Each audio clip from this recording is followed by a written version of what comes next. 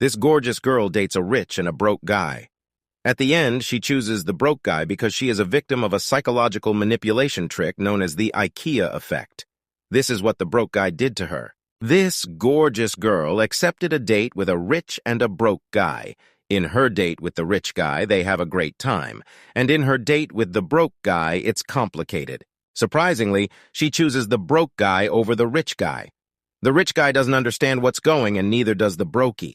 He doesn't know he used a psychological manipulation trick known as the Ikea effect. So, how did each date go? Her date with the rich guy is how you'd picture it. They picked her up in a limo with a chauffeur and opened the door for her. They went to an expensive restaurant with a reserved table waiting for them. They ordered champagne and various entrees.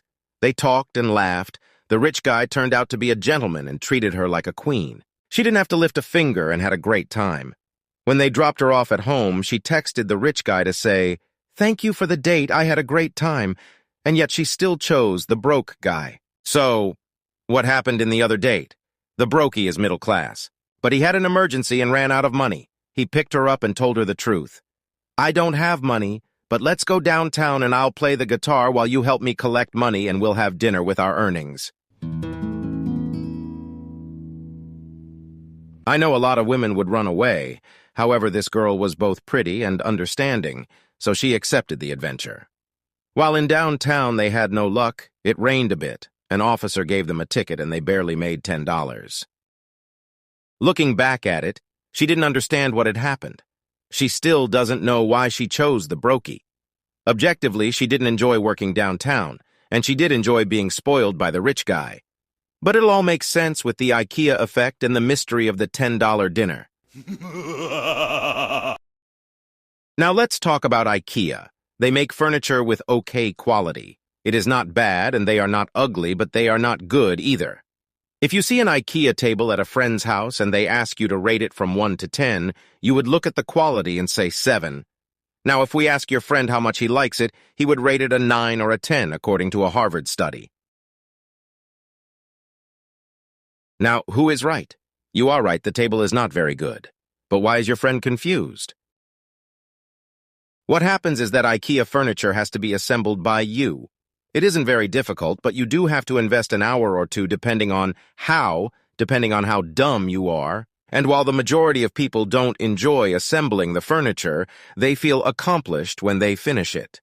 You look at the furniture objectively, but they have a deeper connection to the thing because they put in the work.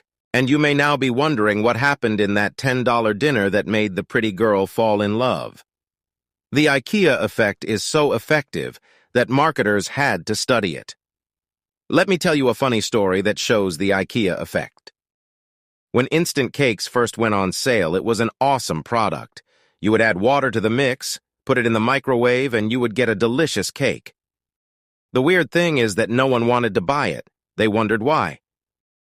The flavor was good, the price was fair, but it turned out that they were too easy to make. Part of the pleasure of baking a cake is serving it your guests and saying, "This is my masterpiece." But no woman felt proud of baking an instant cake. They felt like they were showing off cooking an instant meal. What the company had to do was to completely remove the eggs and milk. That way the cake would be harder to make, and women would feel prouder.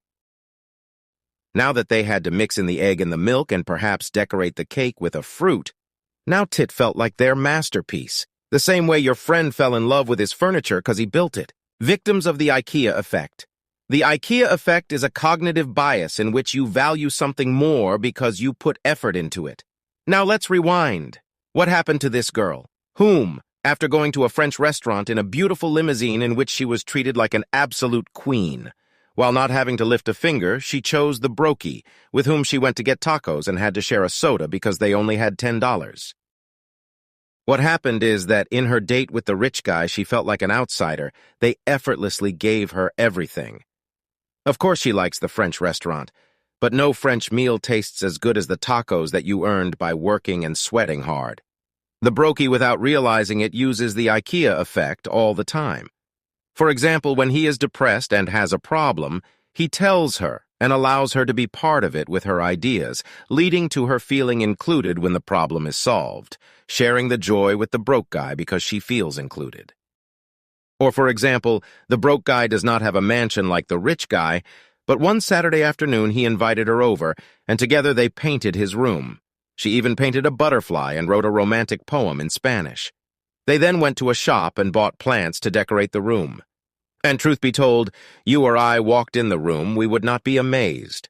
But it is different for her. She is blinded because it is hers. She sees it as her creation.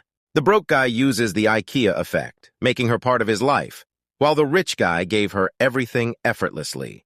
And while she obviously enjoys a comfortable life, she feels like a team with the broke guy.